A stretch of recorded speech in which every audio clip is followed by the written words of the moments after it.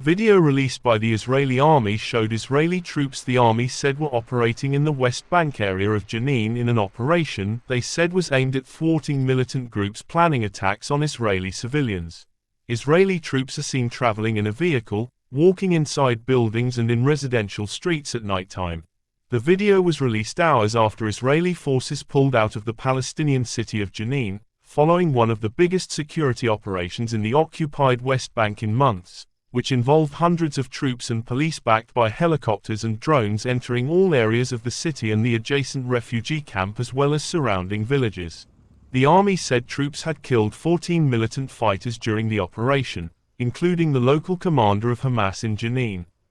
Forces also arrested 30 suspects, dismantled dozens of explosives planted under roads and an underground weapons storage depot underneath a mosque, and confiscated weapons, the army said. Jenin has long been a stronghold of Palestinian armed factions, and the Israeli military said the operation, which also targeted the city of Tulkarm. Thousands of people joined his funeral procession, along with that of other men killed during the operation and whose bodies were wrapped either in Palestinian flags or the green, black and yellow flags of Hamas, Islamic Jihad or Fatah, whilst armed men shot in the air. Israeli forces pulled out of Jenin, leaving a mass of damaged buildings and infrastructure, following one of the biggest security operations in the occupied West Bank in months. Many of the Palestinians who were killed in Jenin during the operation were claimed as members by the armed factions, but a number were uninvolved civilians. Jenin, in the northern part of the West Bank, has long been a stronghold of Palestinian armed factions, and the Israeli military said the operation,